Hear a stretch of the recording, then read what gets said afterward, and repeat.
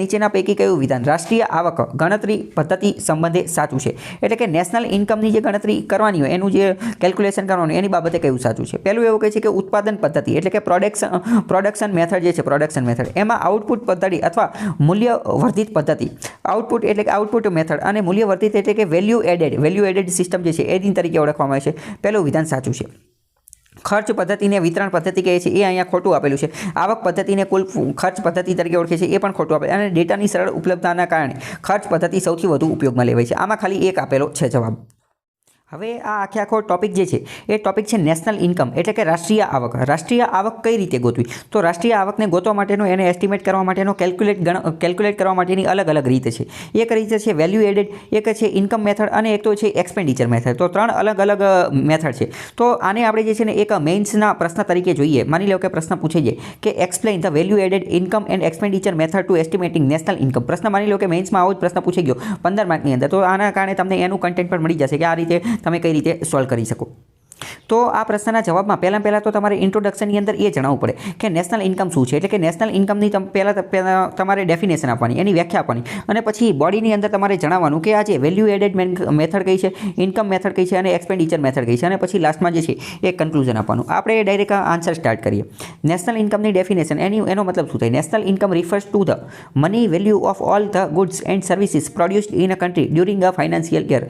કોઈ દેશની અંદર એક નાણાકીય વર્ષ દરમિયાન જેટલી પણ ગુડ્સ વસ્તુઓ અને જેટલી પણ સેવાઓનું પ્રોડક્શન ઉત્પાદન કરવામાં આવે છે એ બધાની મોનેટરી વેલ્યુ એ બધાને આપણે પૈસાના દ્રષ્ટિએ પૈસાની કિંમતમાં ફેરવી દઈએ અને એ બધાનો સરવાળો કરીએ ને તો એને આપણે નેશનલ ઇન્કમ કહીએ. ફોર એક્ઝામ્પલ સમજો કે આખા ભારત દેશની અંદર એક વર્ષ દરમિયાન જેટલી પણ ગાડીઓ બનતી હોય ઓટો સેક્ટરની અંદર, જેટલા પણ કપડાં બનતા હોય, ટૂંકમાં જીડીપી અંતર્ગત જેટલી પણ વસ્તુઓ જેટલી પણ સેવાઓનું વેચાણ થતું હોય અથવા પ્રોડક્શન થતું હોય એ બધાનો સરવાળો કરવી એટલે નેશનલ ઇન્કમ આપણા રાષ્ટ્રની આવક બની છે. It is generally calculated in the terms of GDP or GNP. આ આખી જે નેશનલ ઇન્કમ જે છે ને એ જીડીપીના સંદર્ભમાં અથવા જીએનપીના સંદર્ભમાં ગોઠવવામાં આવે છે. જીડીપી એટલે ગ્રોસ ડોમેસ્ટિક પ્રોડક્ટ, જીએનપી એટલે કે ગ્રોસ નેશનલ પ્રોડક્ટ. અને આ જે છે એ ફેક્ટર કોસ્ટ ઉપર ગોતવામાં આવે છે. ફેક્ટર કોસ્ટ શું છે એ પણ આપણે સમજીએ. ફેક્ટર કોસ્ટ એટલે શું? Cost of all the factor of production. Factor કોસ્ટનો મતલબ શું થાય? ફેક્ટરનો મતલબ થાય પરિબળો.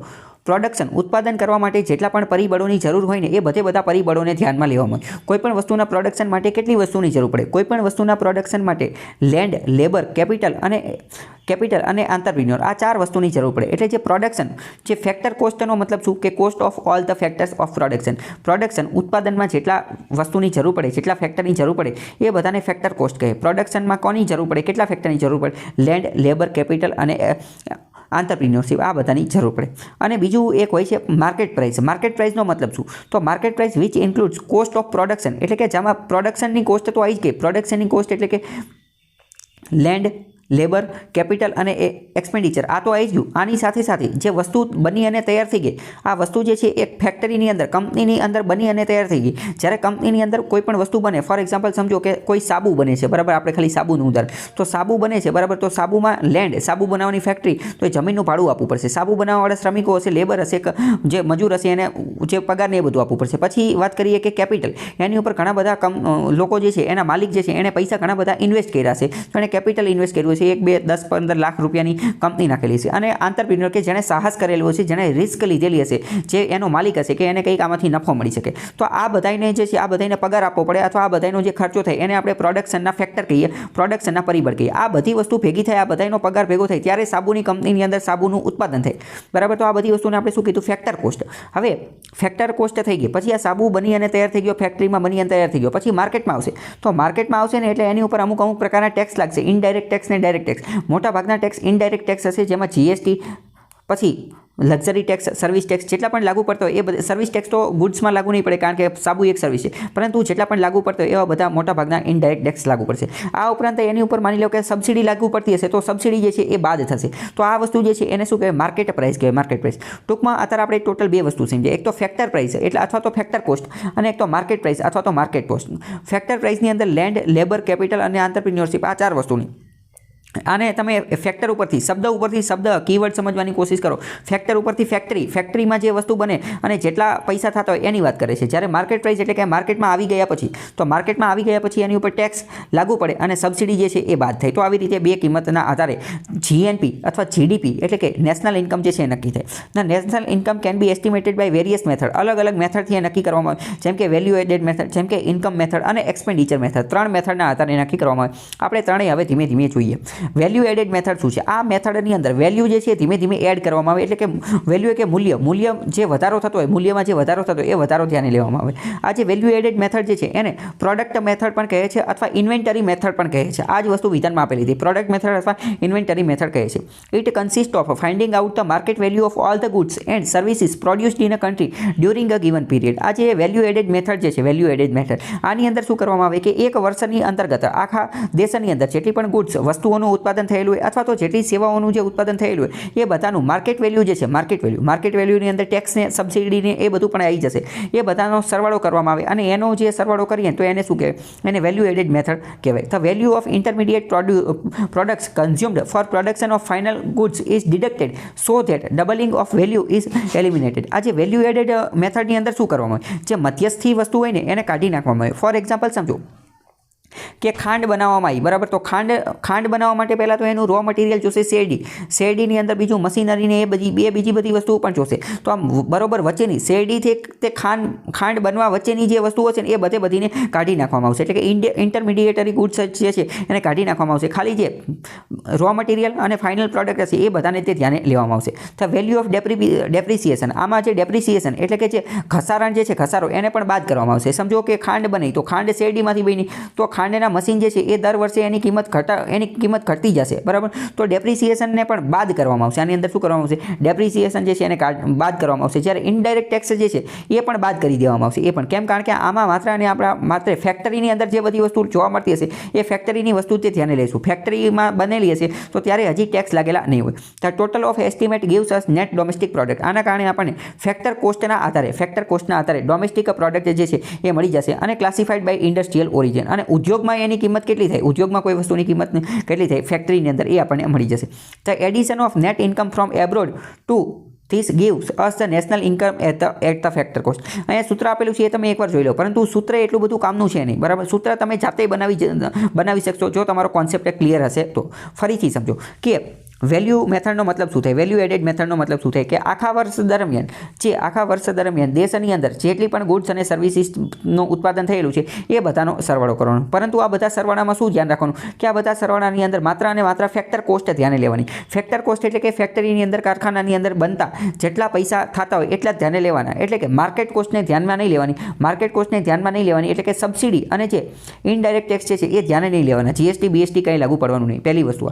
બીજી વસ્તુ એ કે આ જે વેલ્યુ એડેડ સિસ્ટમ હોય એની અંદર જે છે એ મધ્યસ્થી વસ્તુ જે છે એને બાદ કરી નાખવાની અને ડેપ્રિસિએશન જે છે એને પણ બાદ કરી નાખવાનું. આ બધું કરી નાખો એટલે તમને જવાબ મળી જાય. અને એનું સૂત્ર લખો એટલે આવું કંઈક સૂત્ર થાય. અહીંયા જે લખેલું છે તમે એકવાર પોઝ કરી અને વાંચી લો, બરાબર. પછી બીજી વાત કરીએ કે gross domestic product at market price income method. હવે બીજી વાત કરીએ કે ઇન્કમ મેથડ શું છે? આપણે પહેલાં વેલ્યુ એડેડ મેથડ જોઈ લીધી. હવે આપણે જોઈએ ઇન્કમ મેથડ શું છે. આવક આધારિત જે પદ્ધતિ જે છે એ શું છે? This method consist of adding together all the income that. આના અંતર્ગત કોઈ પણ વસ્તુના પ્રોડક્શન કરવા માટે જેટલી પણ આવક જનરેટ થતી હોય ને એ બધાનો સરવાળો કરવામાં આવે. કોઈ પણ વસ્તુના પ્રોડક્શન કરવા માટે જેટલી પણ આવકની જરૂર પડતી હોય ને એ બધાનો સરવાળો કરવામાં આવે. તો મેં તમને કીધું કે કોઈ પણ વસ્તુના પ્રોડક્શન કરવા માટે કોની જરૂર પડે? તો કે લેન્ડ, લેબર, કેપિટલ અને આંતરપ્રિન્યોર, આટલી વસ્તુની જરૂર પડે. તો લેન્ડ જે છે, જમીન, એની ઉપર આપણે રેન્ટ એટલે કે ભાડું આપવું પડે. લેબર જે છે, એને આપણે વેજ એટલે કે વેતન આપવું પડે. કેપિટલ જે છે, તો એની ઉપર જે છે કેપિટલ જે છે તો એની ઉપર આપણે અમુક પ્રકારનું ઇન્ટરેસ્ટ આપવું પડે.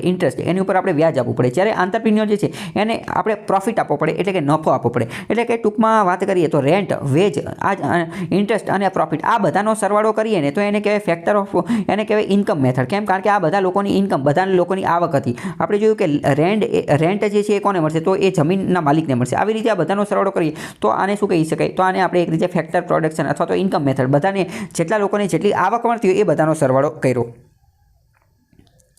wages, interest, rent, profit respectively during a given period. National income is a net domestic factor income added with net factor income from abroad. અહીંયા જો એનું જે સૂત્ર લખેલું છે ફેક્ટર ને એ બધું લખેલું છે. ટૂંકમાં મેં તમને જે કોન્સેપ્ટ કીધું એ ખાલી યાદ રાખજો. હવે ત્રીજા નંબરની વસ્તુ કઈ છે? ત્રીજા નંબરનો મેથડ છે એક્સપેન્ડિચર મેથડ. એક્સપેન્ડિચર મેથડ એટલે કે ખર્ચ આધારિત પદ્ધતિ. તો ખર્ચ આધારે કઈ રીતે ગોતી શકાય? ઇન ધીસ મેથડ, આ પ્રક્રિયામાં the total sum of expenditure, જે ખર્ચ કરવામાં આવે ને, ખર્ચ કરવામાં આવે કોઈ વસ્તુની ફાઇનલ વસ્તુ અથવા ફાઇનલ જે સર્વિસીસ છે એ ખર્ચ કરવા માટે લોકો જેટલા પૈસા વાપરશે એ પૈસા જે ખર્ચ કરવાની જે આખા દેશની અંદર એક વર્ષની અંતર્ગત જેટલો પણ ખર્ચ કરવામાં આવશે એ બધાનો સરવાળો કરી દેવામાં આવશે. તો ખબર પડી જશે કે આખા વર્ષની અંદર દેશમાં કેટલાનું પ્રોડક્શન થયેલું છે અને કેટલાનું થયેલું છે. Production during an account year within an economy estimated to obtain the value of the national income. આના આધારે પણ નેશનલ ઇન્કમ જાણી શકાય છે. The expenditure may be classified, આ જે એક્સપેન્ડિચર, આ ખર્ચ જે છે એને પણ 4 કેટેગરીમાં વિભાજિત કરવામાં આવે છે. જેમ કે પ્રાઇવેટ ફાઇનલ કન્ઝપ્શન, એટલે કે પ્રાઇવેટ ખેલાડી દ્વારા કેટલું ખર્ચ કરવામાં આવે છે. ગવર્મેન્ટ, સરકાર દ્વારા કેટલો ખર્ચ કરવામાં આવે છે, એટલે કે ગવર્મેન્ટ ફાઇનલ કન્ઝપ્શન. અને ઇન્વેસ્ટમેન્ટ એક્સપેન્ડિચર, જે રોકાણ કરવામાં આવે કે or gross domestic capital formation, capital માટે જે કરેલો, અને નેટ એક્સપોર્ટ, એના આધારે જે છે એ એને ડિવાઈડ કરવામાં આવે છે. ભારતની અંદર આપણે જોઈએ તો there is varied use of the method of to calculate. ભારતની અંદર નેશનલ ઇન્કમ ગણવા માટે, એની કેલ્ક્યુલેશન કરવા માટે અલગ અલગ મેથડ જોવા મળે છે. જેમ કે CSO જે છે કેલ્ક્યુલેટ, CSO જે છે વેલ્યુ એડિશનના આધારે, આ અલગ અલગ પ્રક્રિયાના આધારે એગ્રીકલ્ચરને, ફોરેસ્ટ્રીને, ફિશિંગને, માઇનિંગ, આ બધાના આધારે જે છે એ વેલ્યુ એડેડ મેથડનો ઉપયોગ કરે છે. અંડર એક્સપેન્ડિચર મેથડ, અને એક્સપેન્ડિચર મેથડમાં CSO શું કરે છે? એડ્સ અપ વેરિયસ કમ્પોનન્ટ, આ બધી વસ્તુનો ઉપયોગ કરે છે. ટૂંકમાં આપણે ફરીથી એકવાર બધાનું રિવિઝન મારવું હોય તો આપણે એવું કહી શકીએ કે ટોટલ કેટલી મેથડ છે? તો કે ટોટલ જે છે એ પહેલાં તો એક વેલ્યુ એડેડ મેથડ છે, એક ઇન્કમ મેથડ છે, અને એક એક્સપેન્ડિચર મેથડ છે. વેલ્યુ એડેડ મેથડની અંદર શું હોય? વેલ્યુ એડેડ મેથડની અંદર મેં તમને પહેલાં જ કહી દીધું કે એક વર્ષ દરમિયાન આખા દેશની અંદર જેટલી પણ ગુડ્સ એટલે કે વસ્તુઓ અને સેવાઓનું નિર્માણ થાય એ બધાનો સરવાળો કરી નાખવાનો. એ બધાની જે મોનેટરી વેલ્યુ એ બધાને પૈસામાં ફેરવી નાખવાની અને એ બધાનો સરવાળો કરી નાખવાનો. એનો જે જવાબ આવે એ નેશનલ ઇન્કમ કહેવાય. કોના આધારે? તો કે વેલ્યુ એડેડના આધારે, વેલ્યુ એડેડ. પરંતુ વેલ્યુ એડેડની અંદર આપણે જે વાત થઈ હતી એવી રીતે મધ્યસ્થી ઇન્ટરમીડિયેટરીની વસ્તુને કાઢી નાખવાની, અને આમાં જે ફેક્ટરીના આધારે નક્કી કરવાનું, એટલે કે જે ઇનડાયરેક્ટ ટેક્સ અને સબસિડી હોય એને ધ્યાને લેવાની નહીં. જ્યારે ઇન્કમ મેથડની અંદર શું કે લોકોની જે આવક હોય આવકના આધારે નક્કી કરવાનું. તો લોકોને આવક કઈ રીતે મળે? તો કે લોકોને આવક મળે લેન્ડ, લેબર, કેપિટલ અને આંતરપ્રિન્યોર, આના આધારે આવક મળે. તો લેન્ડની અંદર શું હોય? તો કે રેન્ટ, ભાડું આપવું પડે. લેબરની અંદર શું હોય? તો કે વેજ, એટલે કે વેતન આપવું પડે. કેપિટલની અંદર શું ચૂકવવું પડે? તો કે ઇન્ટરેસ્ટ, એટલે કે વ્યાજ ચૂકવવું પડે. જ્યારે આજે આંતરપ્રિન્યોર જે છે એને પ્રોફિટ ચૂકવવું પડે. તો આ બધી આવક થઈ ગઈ. બધા અલગ અલગ ફેક્ટર કોઈ પણ પરિબળ પાછળની જે છે પ્રોડક્શનના ફેક્ટર પાછળની આ આવક થઈ. આ બધાનો સરવાળો કરી નાખો એટલે ઇન્કમ મેથડના આધારે મળી જાય. અને એક્સપેન્ડિચર મેથડનો મતલબ શું? મતલબ કે આખા દેશની અંદર જેટલી પણ વસ્તુનું નિર્માણ થયેલું છે એ બધી ખરીદવા માટે અમુક પ્રકારનો ખર્ચ કરવામાં આવશે. તો એ બધા ખર્ચનો સરવાળો જે છે કરી નાખવાનો. ખર્ચ જનરલી કોણ કરે? તો કે ગવર્મેન્ટ કરે, અથવા પ્રાઇવેટ ખેલાડી જે છે એ કરે, અથવા સરકાર અમુક પ્રકારનું ઇન્વેસ્ટમેન્ટ કરે. તો આ ત્રણેયનો સરવાળો કરી નાખો એટલે આપણને ખર્ચ આધારિત મળી જાય. આ જ પ્રકારનો પ્રશ્ન જે છે એ મેઇન્સમાં પણ પૂછાવાની શક્યતા રહેલી છે. તો તમારે એની માટે તૈયાર રહેવાનું.